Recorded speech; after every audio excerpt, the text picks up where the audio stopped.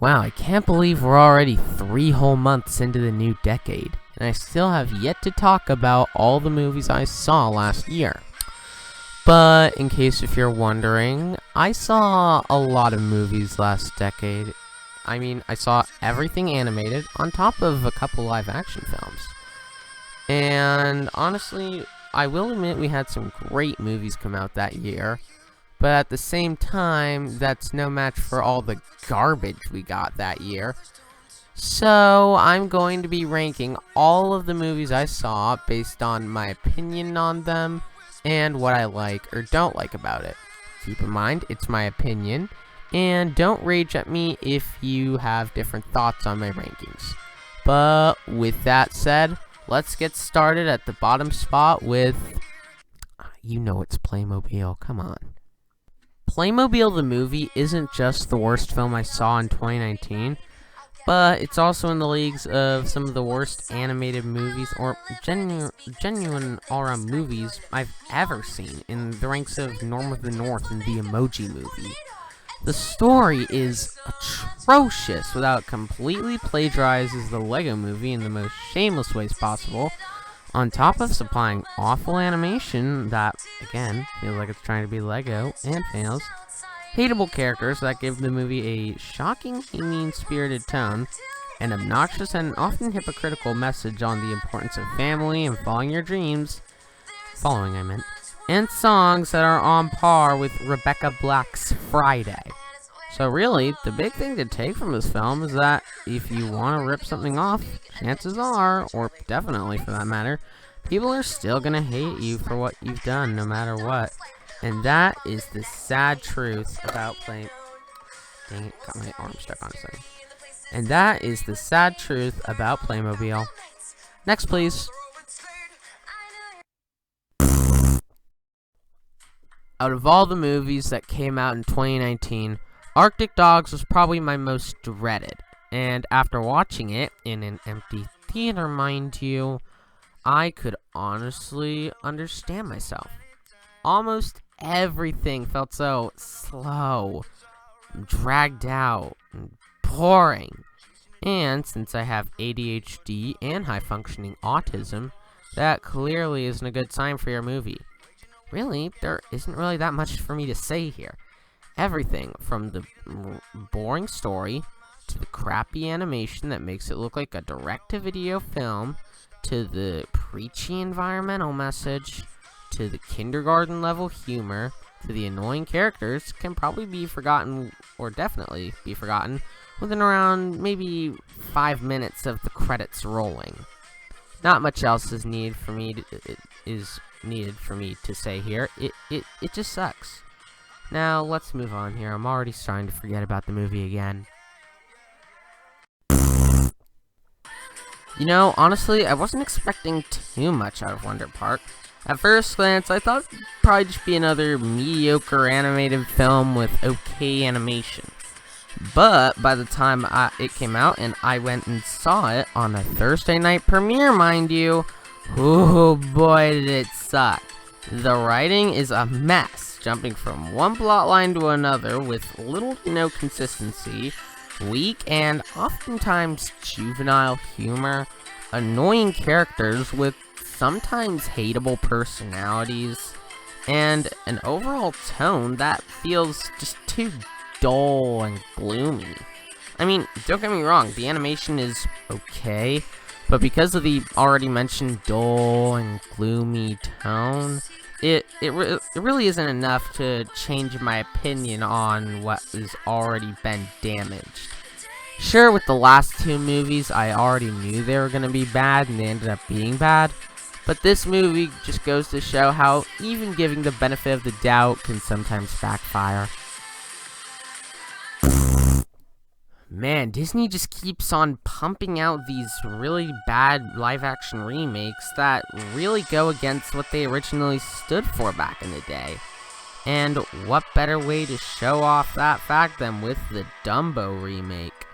I'll admit, the animal design looks decent, if not uncannily realistic, But everything else, from the lackluster story, which I'll admit does do something different from the original, which is something okay, but still makes us feel confused with the direction it's trying to go in, to the hilariously awful voice acting, especially with those two kids that replaced the ringleader mouse, to just the overall tone feeling really, again, dark and gloomy, which makes sense because it has Tim Burton behind the wheel. Really, the only thing I can't say too much else is, well, it's forgettable. I'm sure that in some time, people will forget about all these remakes, except for Christopher Robin, because A, I don't count it as a remake because it's its own original thing, and B, that movie was great, come on. And go back to the far superior originals and remember those way more vividly, and for good reason. But for now, we just gotta wait for Disney to get through its midlife crisis and keep pumping out good movies in the meantime. Oh, and next we have another bad movie that was made from Disney, which is... Let it die, let it die, let it... The Star Wars franchise is one of the most recognizable franchises in all of cinema, so it's no wonder they want to try and end it off with a bang. But with the last entry to the saga, boy did it show how badly Mr. Rian Johnson screwed up with The Last Jedi, and leading JJ to screw up on this. The story is an inconsistent mess which breaks previous series lore and leaves a ton of questions unanswered. The special effects look significantly more dull than before, the characters all have the personality of a chair, and the ending is one of the most confusing scenes that I've seen in recent years.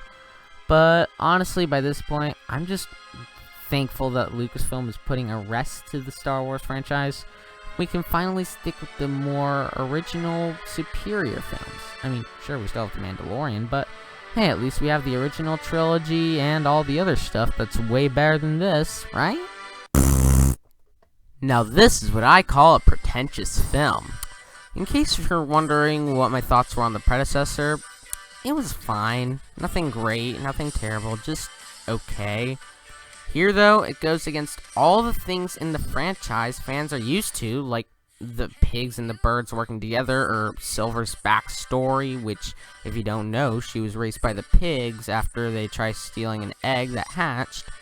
And on top of that, it also supplies a ton of other stuff that, to me, makes this film terrible. But you guys are probably not going to like hearing this, so if you can't handle my opinion, please leave the internet. It's not right for you. It supplies filler galore, mainly with the hatchling subplot, terrible writing, cringy jokes, especially when it brings up stuff like dabbing, Baby Shark, and Fortnite dances, and the characters have the intelligence of a potato, or their personality is thinner than paper. But give it this, at least we got that amazing short that played before the film called Hair Love. And honestly, I probably would have felt better off if that became a movie. But instead, this is what we got. So, yeah, my spirits were really let down. And I can still see you typing those hate comments. Please stop. It's not going to feel any better for you. Well, looks like Disney's back at it again with their crappy live-action remakes, or in this case, it's an animated remake, because aside from one shot done in Africa, all the other shots in the film are just animated. But, anyways, in all seriousness, the Lion King remake is, well, just the Lion King. It hardly tries anything new, only giving us fancy graphics that look cool at first, but that fact about them being cool wears off in like 5 seconds. But I won't go saying that at least the voice acting is okay, if not phoned in. I mean, like, James Earl Jones is back, which is good. Then they have to bring in Beyonce. And then you realize Beyonce can't act. She can only sing decent at best songs, or just ruin songs that Ed Sheeran was in. But originally, I wanted to put this movie in a tie, believe it or not, because the next movie on the list does share similar problems to this, but you'll know soon why I put this lower than the next movie. And if you're wondering what comes up next, well, it is... Ugly Dolls and the Lion King remake do share very similar problems to me. They both have stories that don't try anything new or original. They both have animation that looks decent at first, but gets dull with time. The characters are boring, with some okay actors. And they both have songs that feel pretty darn filmed in. Although I will admit that Nick Jonas' song was actually pretty good. He's come a long way from those crappy Disney sitcoms that he was in back in the 2000s. But in case if you're wondering about the other stuff, well, I mean, there's the message about being yourself and how perfection isn't real. Yeah, like the acting on the songs in this film, it just feels too foamed in, and like it has to hammer in the message every 5 minutes, treating us like we all have ADHD. And as I mentioned before, yeah, I have ADHD, but even I have the basic idea of what repetition can be when I'm watching a movie in the theater. And that's just about it. It's pretty similar to the Lion King remake in terms of flaws, but why I put this over that is, well, with Lion King, we don't need a remake of one of the greatest films of all time. But with Ugly Dolls, I mean, it had potential, it just missed it.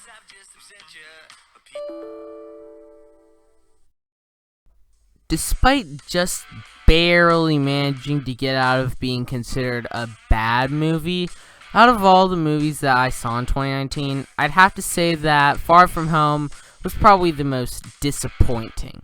I mean, we had an incredible Spider-Man film with Spider-Verse, and its appearances in Infinity War and Endgame were both relatively fun, but here, it is so boring. The story supplies a ton of filler and moves way too slow. The action scenes are a joke. The acting is fine. I mean, some don't feel like they're trying, but I can see others doing a good job, like Samuel L. Jackson. And the twist with Mysterio is awful. But I'll give it this. I mean, I was considering putting it in the bad area, but I realized that'd be kinda harsh, so I just decided to let it barely escape. You're welcome.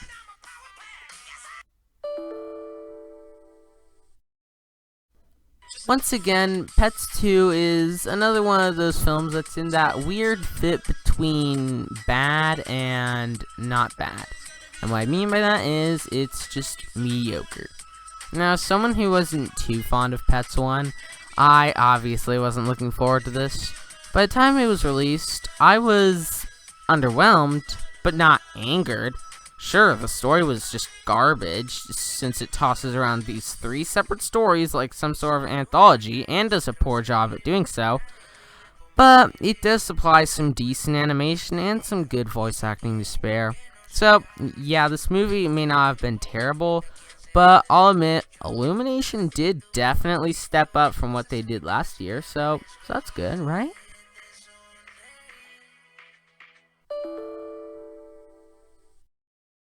The Addams Family is one of the most well-known families that exists in media, so bringing them back into the spotlight does sound like a good idea, but it's just the way they did it here that just doesn't really work. I will give it credit that when it tries to go off the same creepy vibe as the original shows and films, it can work to an advantage, not to mention that the actors do portray the family relatively well. It's just too bad they need to be modern and hip, which is cringy, especially when Cousin Nick comes along with an obviously censored version of Drop It Like It's Hot.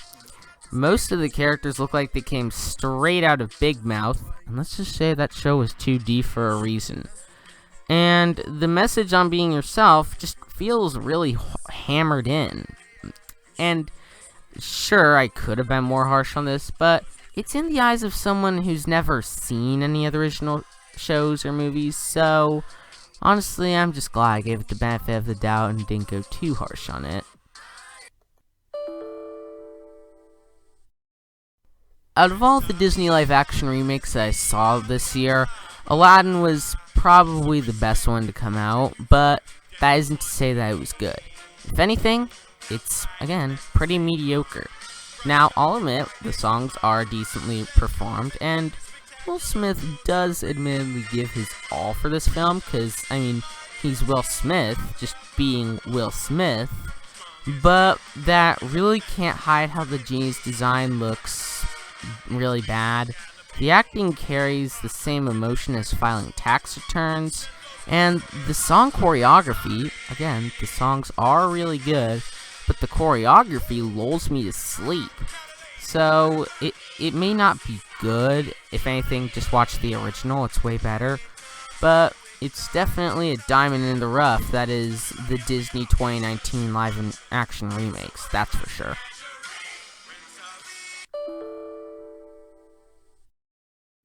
While critics do say that Men in Black International was a bad movie, especially Rotten Tomatoes, I wouldn't really say it's bad.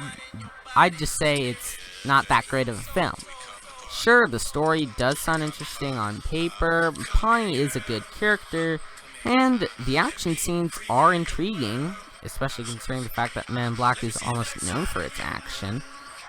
But since they combine these positives with negatives like paper-thin acting and scenes that feel dragged on for way too long, like that way I just said, put too much emphasis on the way, didn't I? It really prevents the movie from being anything too great. So, yeah, if you're a fan of the MIB series, you might still find some enjoyment in this. But for the time being, you might just want to stick to the original films, because those are way better. Even though I've never seen them, but I'm sure they are.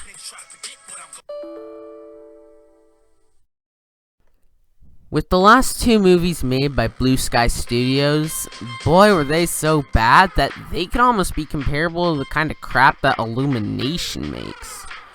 But now that they've had their comeback after a 2-year hiatus, while it is admittable that they could still be in the midst of a midlife crisis, it isn't as terrible as their previous two films.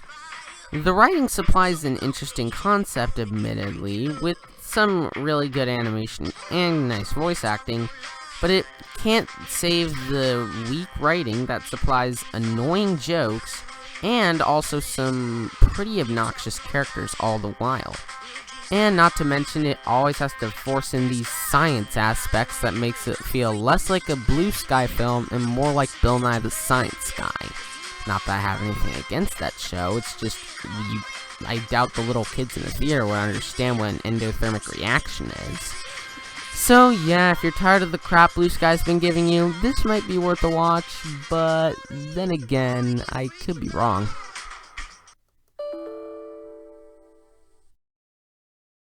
When I first saw the trailer for Abominable, I thought it looked kinda silly, but I still thought it had some sort of potential. When I went and saw it, however, I kinda got my expectations met. It is true that the generic road trip story has been done time and time again, including this movie, which makes it all the more generic, and the characters are pretty darn forgettable, to be honest. But at the same time, it delivers beautiful animation and scenery of the locations the characters go to. But it's just too bad that this movie gives a completely different look at China than it is now because of that darned coronavirus. But yeah, it still does look beautiful, I will give it that. So yeah, it's decent, nothing more, nothing less. Moving on.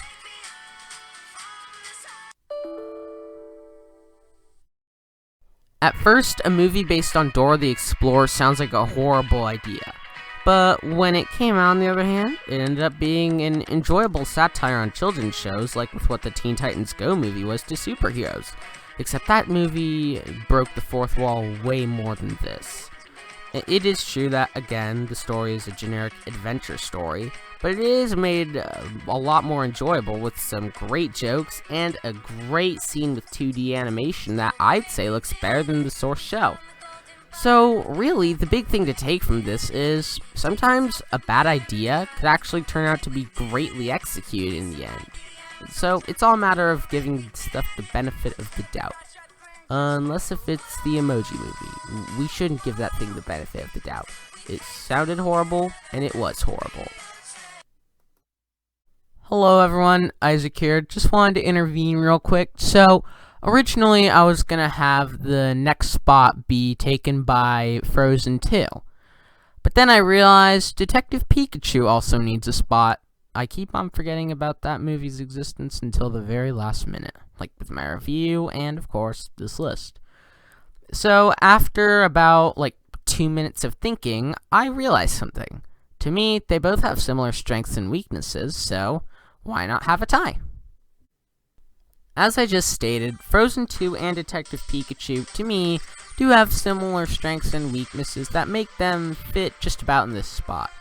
They both have relatively weak writing that does deliver some pretty underwhelming action scenes and leaves some questions unanswered, but it's all made up for with some great character chemistry, a good amount of heart, and some beautiful visuals.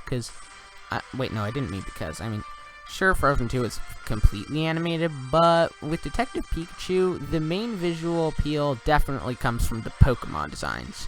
That's coming from someone who hasn't even played that much Pokemon games. I know, shocking. The only main Pokemon I've mostly played was just the card games. I mean, I've seen a little bit of the anime, but still. So, this could be a good introduction to me for the Pokemon franchise. And with Frozen 2, I may not have been a huge fan of the first film, but I guess I'll admit, this was a definite step up. So, yeah, these films are good. Nothing great, nothing terrible. Just good. And that's a good thing, right?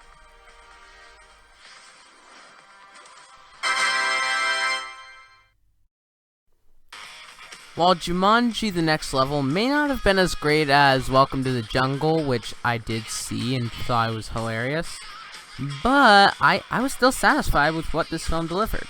While it does have a noticeably rushed script, and Kevin Hart's character usually needing to give useless facts about animals is, well, useless, but it works to its fullest advantage with the great voice actors, including a Karen with an actual understanding on video games, the intriguing action scenes, and the humor that almost never misses the mark. But by this point in the franchise, I thought that it had some good gameplay, but I'm just wondering if Sony's gonna hit the continue button on the franchise. You guys might already know this about me, but I love the Lego Movie. It ended up being my favorite animated movie of the 2010s decade, and since I like the 2 spin-offs from 2017, yes, that does include Lego Ninjago, I actually thought that was good. The first actual sequel did have some high standards to me, and it did end up meeting them well, I guess. While it is true the story can be somewhat difficult to follow, and the surprise of the character interactions are entirely dictated by live-action kids is kinda gone, and the fact that this is a musical came kinda out of the blue, to be honest, but everything else works really well. The animation is beautiful, as always. The characters are still enjoyable, both old and new, and the message on getting along with your siblings is nice, and the songs are all amazing. But what isn't awesome about all this is that Illumination may end up making the next Lego Movie, which is obviously terrible news for any animation fan like me. But with these 4 great films, it's still cool to be a part of the team.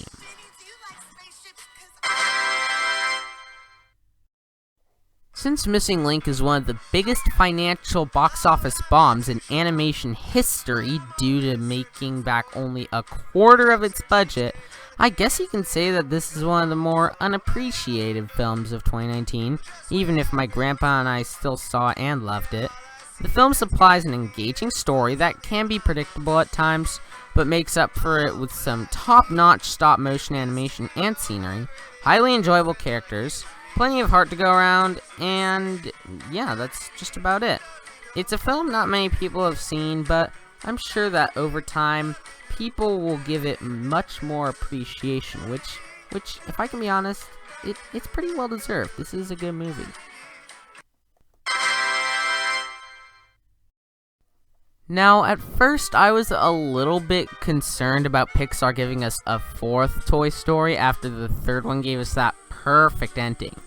But when we finally got to see where the film would take us, it definitely proved the film's worth by supplying some great and emotional writing on top of enjoyable characters old and new, and some of the greatest computer animation to come out in recent years that makes sure even the smallest details are visible. One small nitpick, however, I probably would have just been better off if they ended the franchise on 3. And it is good and emotional and all, but it's kind of predictable. And with what Pixar's got this year, I mean, it looks really emotional, but I'm hoping they don't disappoint me with this. But then again, we're getting Minions 2 next year. Wait, no, not next year. I meant this year. Went a little off script there. So, yeah, Pixar's definitely going to be superior in that regard. But that's just kind of the risk you're going to take when you're making a bad-looking movie.